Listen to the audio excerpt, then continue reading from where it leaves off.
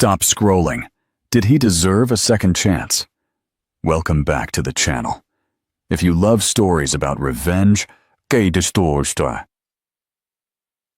impossible twists, hit that subscribe button and smash the like for this video. You won't believe how this man's icy betrayal came back to hit him with the most unexpected, beautiful truth.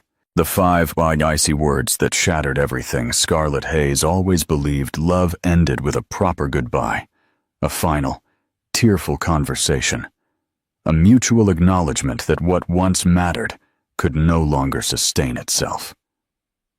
She never imagined it could conclude with a single, chilling text message on a random Tuesday afternoon in her posh London apartment. But that was precisely how her world collapsed. Scarlett, a high-flying tech consultant, was finalizing a high-stakes presentation for Sterling Group's next investor meeting when her phone buzzed on the table beside her. Without looking, she assumed it was him, Ethan Knight, her partner of 3 years, letting her know he was running late again or had changed dinner plans. Instead, she saw the 5 words that blurred her vision and stole the breath from her lungs. "I'm leaving for someone else. Don't call me." It didn't sound like Ethan. Not the man who kissed her forehead every morning before work. Not the man who rested his chin on her shoulder while she cooked, telling her how lucky he was to have found her.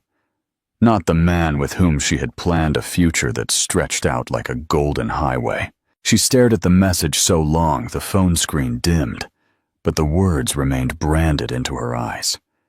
She tried calling. Once, twice, 6 times.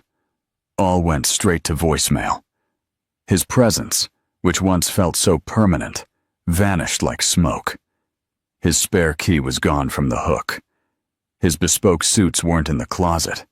The framed photo of them from their anniversary trip to Paris, where he genuinely smiled, tenderly, unreservedly, was face down on the bookshelf. It was as if he had swept every trace of himself from her life before pressing send. Scarlett sank to the hardwood floor of the living room, fingers tangled in her dark brown hair, as sobs choked her. The apartment suddenly felt vast and unbearably empty. Her mind raced through every memory.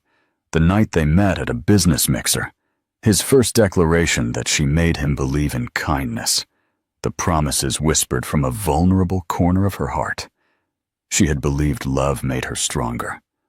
But now, she felt foolish for missing the warning signs, how he'd become more distant, how his compliments became silent nods, how his touch grew rare. She'd thought it was the stress of being a young CEO. She never imagined she was the burden he was trying to escape. Her tears only subsided when a sharp, twisting pain shot through her abdomen. It wasn't the first time she'd felt it. For weeks, she'd woken up nauseous, dizzy, fatigued. At first, she blamed the long work hours and anxiety. But deep down, she knew another possibility existed, one she hadn't dared to acknowledge until this moment. With hands still trembling, Scarlett stood and walked to the bathroom. She opened a drawer and retrieved the pregnancy test she'd bought 3 days prior. She sat on the cold tile floor, her heart hammering as she waited for the result. When the digital screen showed the word she both feared and hoped for, she let out a shaky breath. Pregnant. Her tears returned, but they were different now. Not solely of anguish, but of overwhelming responsibility. She pressed her hand to her stomach, imagining the moment she would have shared the news with Ethan. She pictured his surprise melting into excitement, his hands gently covering hers, his promise that they would figure it out together. Instead, she was utterly alone. Yet, as much as she wanted to scream, to beg him to return, she wiped her face and forced herself to breathe. Ethan had made his choice. He had walked away without looking back. But she couldn't. There was a future inside her now, one she hadn't planned, but one she already loved fiercely. That night, she sat by the window as the city lights twinkled. She hugged her knees, whispering to the tiny life inside her that everything would be all right. She would find a way. She would work harder. She would be stronger. She would give this child the love it deserved, even if its father never wanted to know it existed. Do you think Scarlett made the right choice by choosing not to contact Ethan after finding out the big news? Let me know in the comments. A vow made in the cold, Scarlett left London before she had time to doubt her decision. She couldn't stay in the city, where every street and every coffee shop felt like a reminder that she hadn't been enough for the man she once thought she'd marry. She sold most of the furniture online for cash and used her remaining savings to buy a train ticket to a small coastal town in Cornwall she'd chosen almost blindly on a map. It was the kind of place she used to imagine when she needed to breathe. Quiet streets, modest cottages, kind smiles instead of hurried glances. She rented a tiny annex cottage on the edge of the town, a room barely big enough for a bed and a dresser, a dated kitchen, and thin walls that let in too much winter air. But the windows overlooked a wild forest instead of skyscrapers, and at night, she could hear the wind through the trees instead of traffic. It wasn't much, but it was a start. She found a job almost immediately at a local bakery, even though the pay was low and the hours were early. She arrived before dawn, kneading dough while the morning frost hugged the windows, forcing her tired body to keep moving, even when her heart still ached for everything she had left behind. The pregnancy was far more exhausting than she had imagined. The nausea clung to her all day, and her belly grew faster than seemed normal. At her second appointment at the small clinic, the doctor furrowed her brow thoughtfully at the ultrasound screen.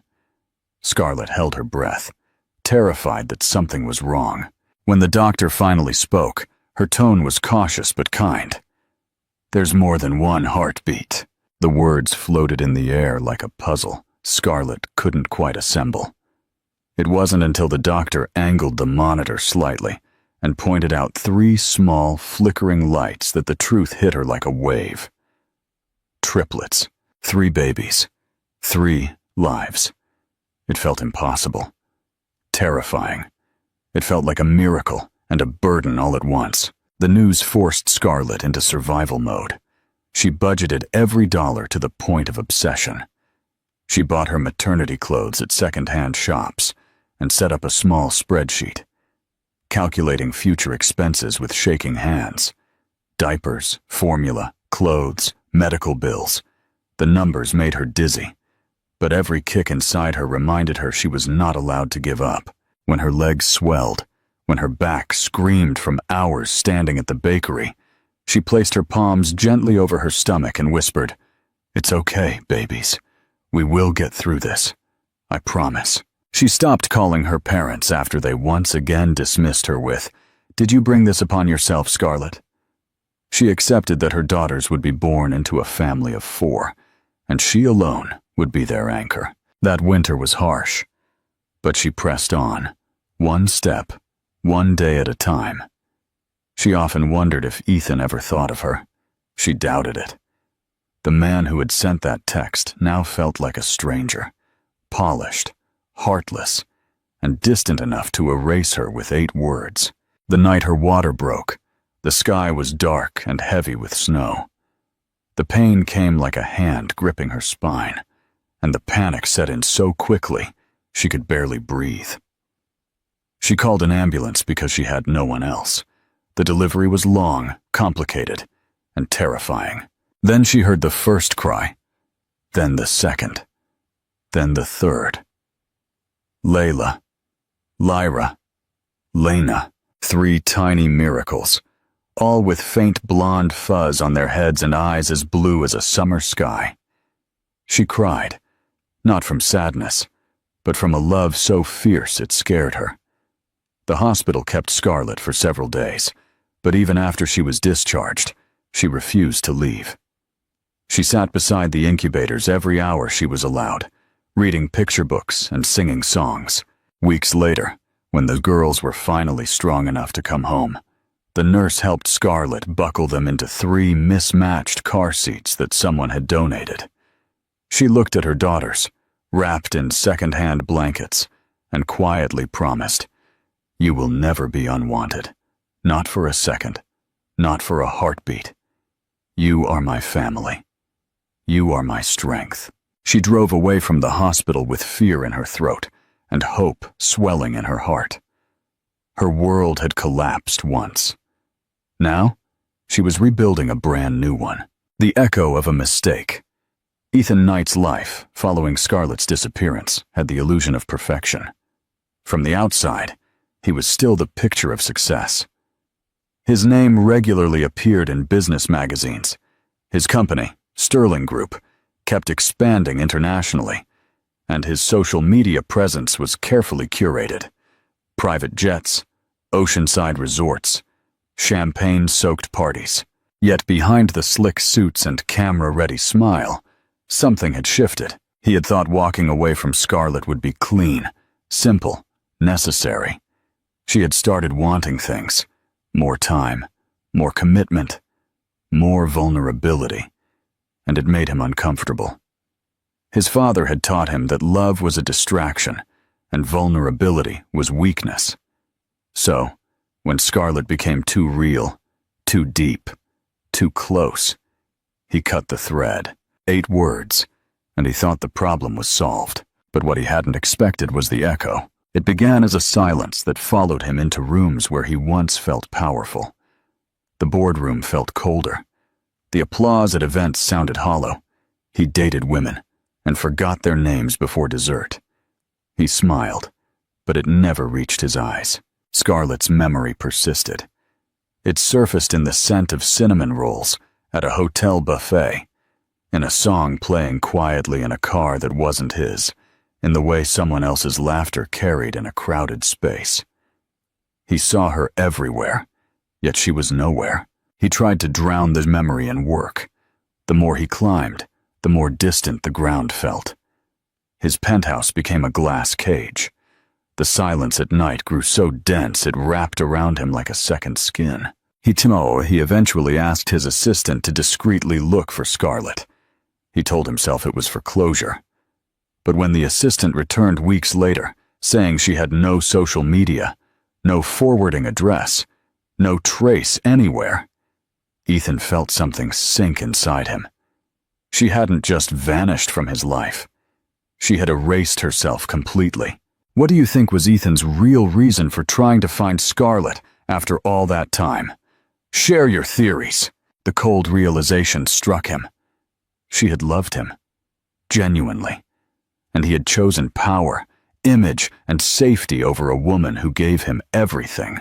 What if she had needed him? What if she had been pregnant?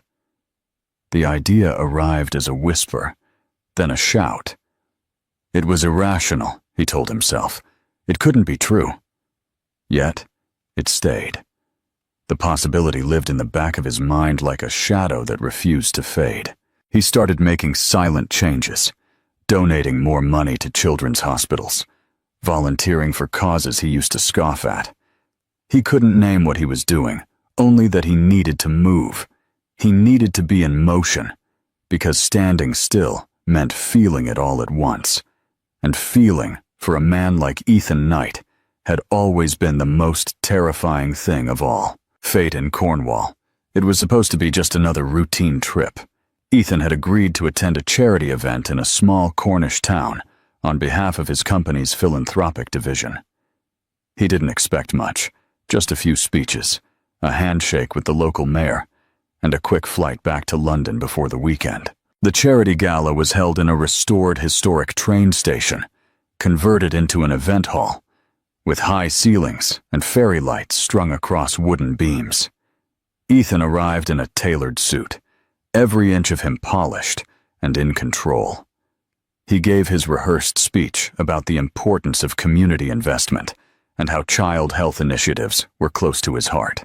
As dinner began, he retreated to a quiet corner, sipping his wine, while watching the laughter and noise around him. That's when he saw her. At first, he didn't think it was real. She was standing near the dessert table in a simple wine-colored dress, her dark hair pulled back in a loose braid. There was a quiet elegance to her, that stole the air from his lungs. Scarlet. Her name hit him like a bell, sudden and deafening. She hadn't changed much, but she had grown stronger somehow, like someone who had walked through fire and emerged forged instead of burned. He took a single step forward, unsure if he was dreaming. Then he saw them. 3 little girls in identical white cardigans and navy dresses stood beside her, each with pale blonde curls and striking blue eyes. They couldn't have been more than 2 years old. One was tugging at her mother's skirt, another was licking frosting from her fingers, and the third was hugging a stuffed bear tightly to her chest. Ethan's heart slammed against his ribs. He stared, his breath stolen by the impossible symmetry of their faces. His face, her eyes, his mouth. There was no question, no doubt, no hesitation in his bones. They were his. The room seemed to shrink around him. The background noise dissolved into a low hum, and for a moment, all he could see was the small universe existing around Scarlet. He wanted to run to them, demand answers, fall to his knees and ask why she hadn't told him. But his feet remained frozen. Scarlet turned slowly, as if sensing the weight of his gaze. Her eyes met his across the room, and everything came to a standstill. She didn't flinch, didn't smile, didn't look away. There was no fear in her eyes, only a deep, quiet calm that unnerved him more than any anger could have.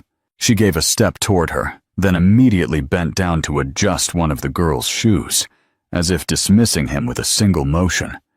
But it wasn't indifference. It was something colder. Control. She was protecting them from him. He managed to reach her near the entrance as the event wound down. The girls were bundled into tiny coats, 2 of them sleepy, 1 grumpy. He opened his mouth to speak, but Scarlet's expression stopped him. "Not here," she said quietly. "Not in front of them." Her voice was steady, not cruel. They walked outside into the faint light of the entryway awning. It had begun to snow softly, dusting the pavement. Ethan searched her face, desperate for something to cling to, but Scarlet's eyes were unreadable. "They're mine," he finally said, his voice low. "Aren't they?" "Yes," she replied. Nothing more. No explanation, no apology, no rage. "Why didn't you tell me? Why did you say don't call me?" "Why did you say you were leaving for someone else?" "Because I was already invisible to you before I even knew I was pregnant." He had no words, none that could undo what was done. Scarlet turned to leave. Then she hesitated. She looked over her shoulder and said almost gently, "You are not the story they grew up with, Ethan. You are not the reason they smile at night." And then she was gone. He stood in the cold, watching her walk away. 3 little girls beside her, all tucked into matching bonnets, all walking toward a car. Too small and too old for a woman who once shared his penthouse. Ethan felt something break in his chest. The man who had believed he could leave without consequence, who had convinced himself emotions were a luxury he couldn't afford, was gone. In his place was someone hollowed out by the truth. His daughters existed. Scarlet had raised them without him. And now, if he ever wanted a place in that world, he would have to earn it. From nothing. No privilege. No power. Just the simple, human desire to be part of what he had once so carelessly thrown away. If you're captivated by this twist of fate, leave a comment with the emoji, and don't forget to like and subscribe for more stories. The quiet rebuilding, the days after the charity event, felt like walking through a storm of everything Ethan had once tried to bury. He couldn't erase the image of Scarlet standing there with those 3 little girls. Their daughters. For the first time in his life, Ethan Knight had no plan. No spreadsheet could calculate how to approach the woman he had hurt, or the children who didn't even know he existed. But the one thing he was certain of was that he couldn't leave again. Not now. Not after seeing what he had lost. He started visiting the small town under the pretense of expanding his foundation's local outreach. He arrived silently, kept his distance, and asked no favors. He rented a small apartment on the outskirts of the village, a place so unlike his London penthouse he barely recognized himself in it. The floors creaked, the heater was unreliable, and the only view from the window was a row of bare trees. But it kept him close to them, close to her. He learned their routines, not by stalking, but by walking past the local nursery school each morning, where he sometimes caught a glimpse of the girls scampering toward the door, their little backpacks bouncing.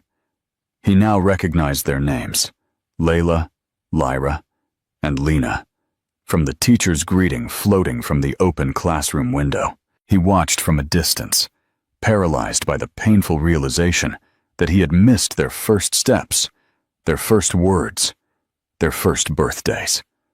The weight of those lost moments nearly crushed him. He began volunteering at the community center, where Scarlett occasionally helped organize programs for single mothers. He kept their encounters brief, careful not to push. Scarlett remained civil, but reserved. She didn't scold him or accuse him. She didn't cry or raise her voice. Her calm was a wall built brick by brick from the years she had spent surviving without him. He knew he had no right to ask for anything, but every time she looked at him, he silently pleaded for a crack in her armor. He didn't try to buy his way in. Instead, he simply showed up. Quietly. Consistently. He helped paint classrooms. He carried boxes of supplies to the nursery. He fixed a leaky pipe in the center's kitchen. He did it because he needed to show her he had changed. Not with grand gestures, but with evidence that came with no strings attached. One afternoon, as he was packing up leftover boxes from a fundraiser, he heard a small voice behind him. "Why do you keep coming here?" It was Layla. Her blonde curls were a bit tangled, and she clutched a stuffed animal in her hand. Ethan knelt down slowly, unsure how to answer. "Because there are people here I care about." She stared at him for a long moment, her blue eyes piercing. "Are you like my sisters?"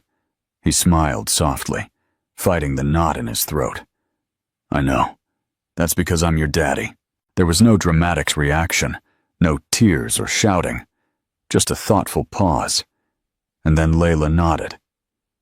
"Okay," she said, and turned to skip back to her sisters. Scarlett must have overheard, because later that day she approached him outside the center, her arms tightly crossed. She looked exhausted, wary, as if bracing herself for disappointment again. "They're going to ask questions now," she said quietly. "About you, about us."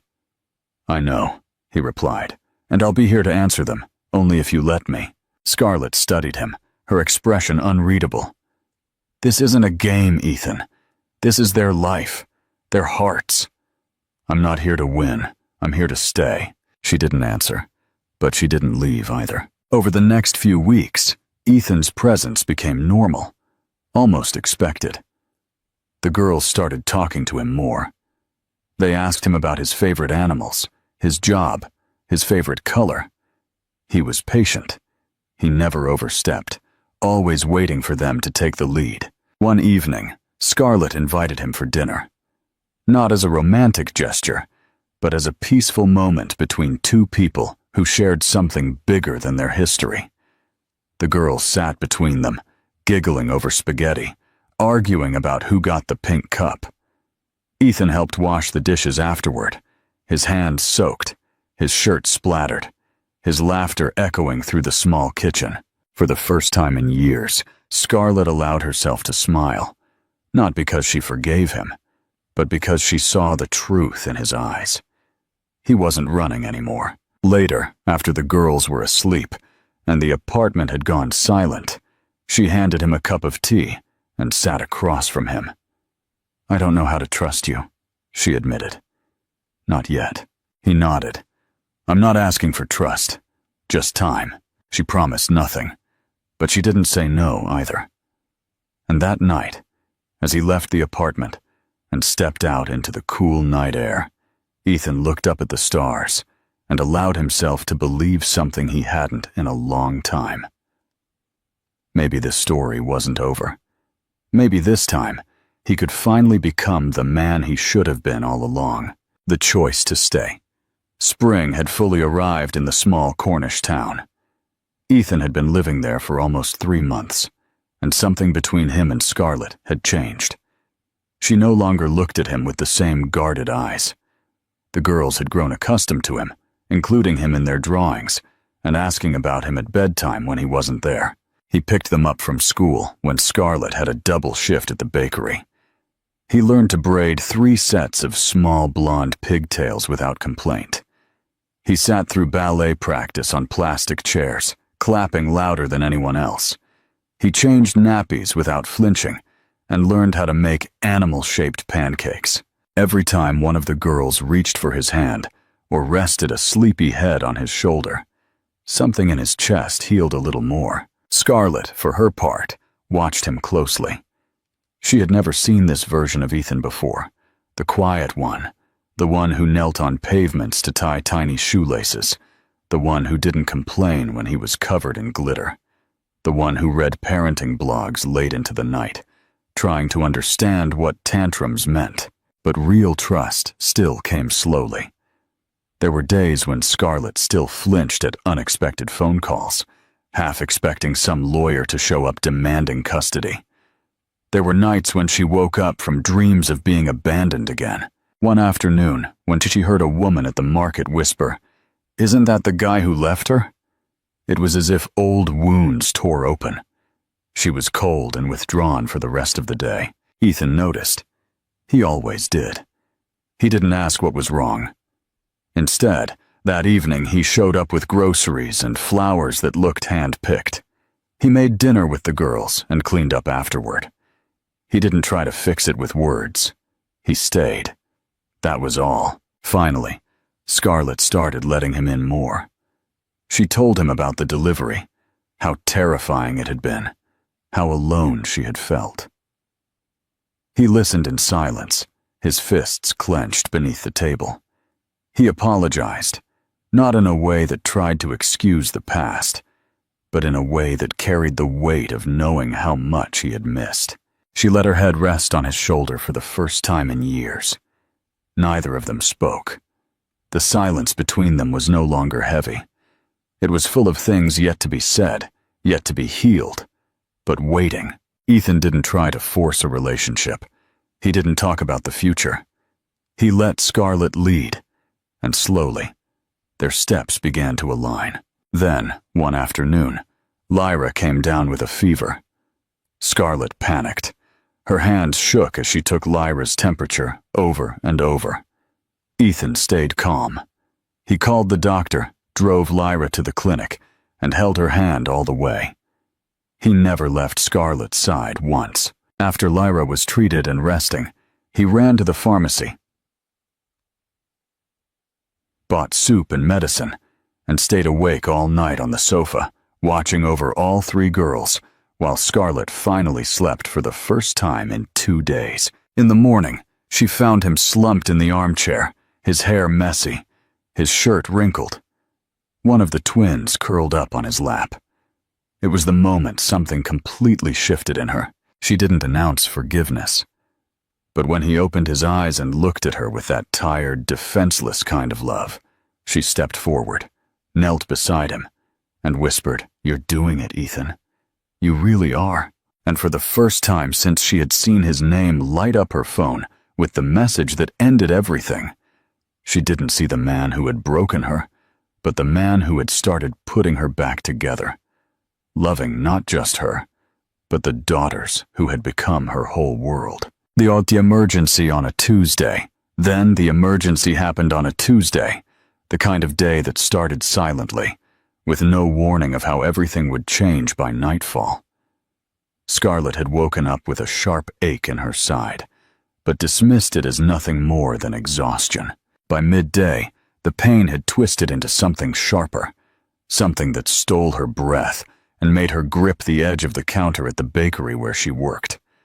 A coworker noticed the pallor on her face and insisted she sit down. Within the hour, her legs gave out from under her. The diagnosis came quickly: an undiagnosed kidney infection that had spread and caused complications.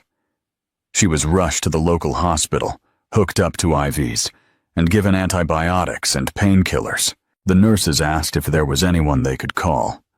Scarlett wanted to say no. She was always the one people called. But her thoughts were clouded, her strength fractured, and through the haze, only one name surfaced.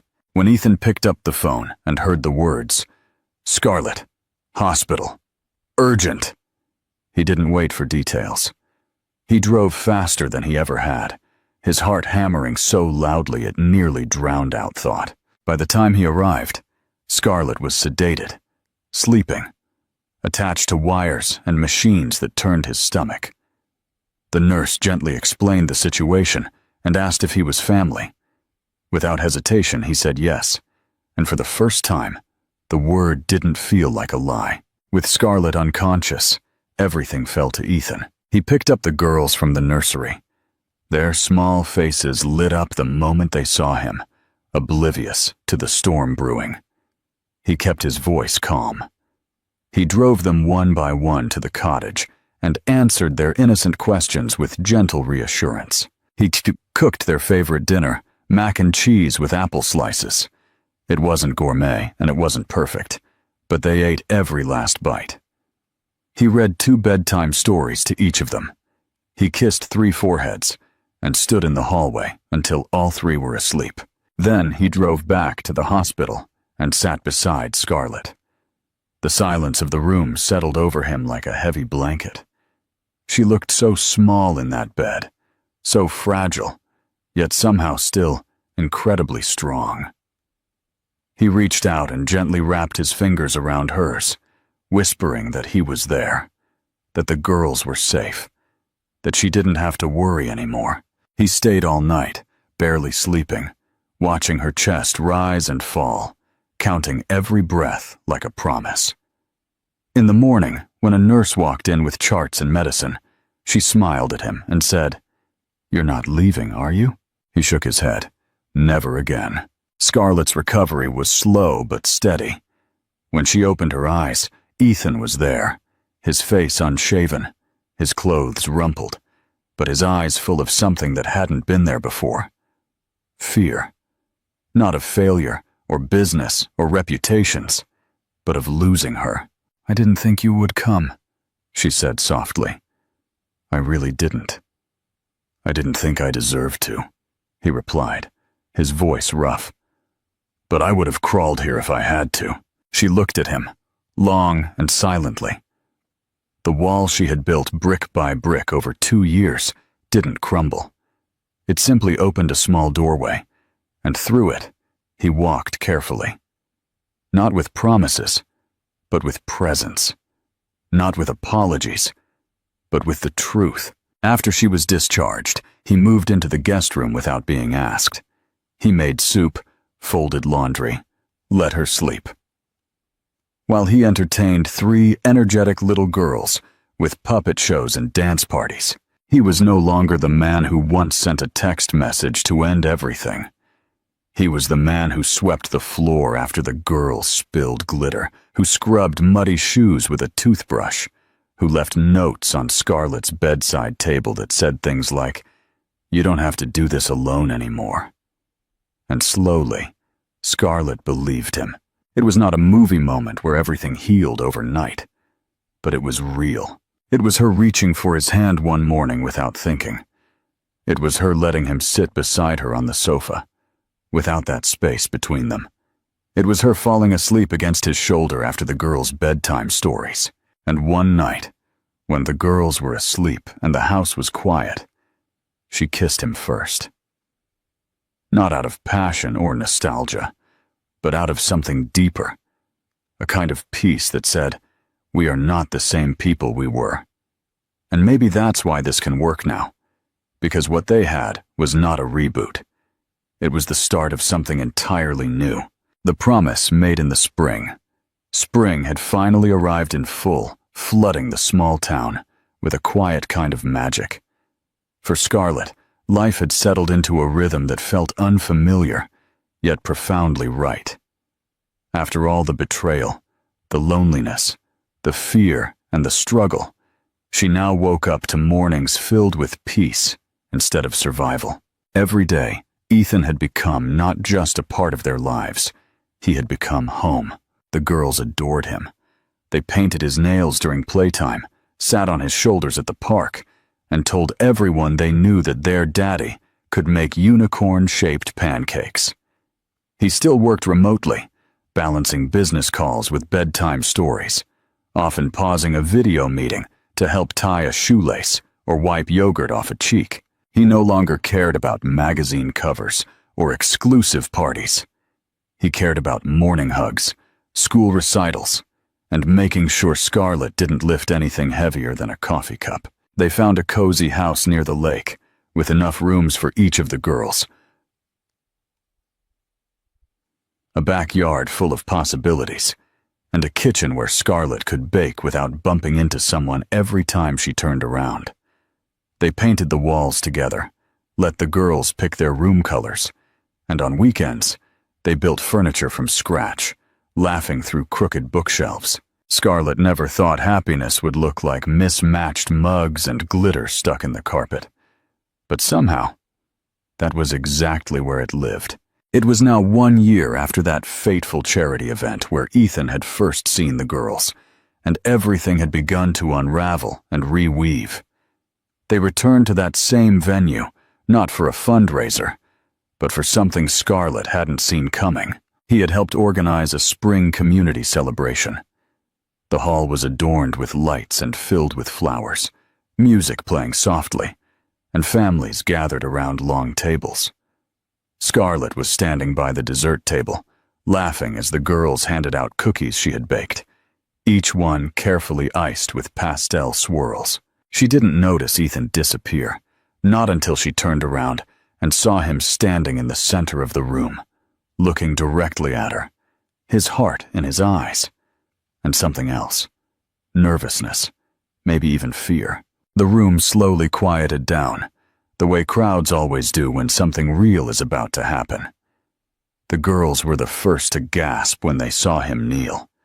Scarlett froze, not out of fear, not out of shock, but from the overwhelming wave of memory washing over her.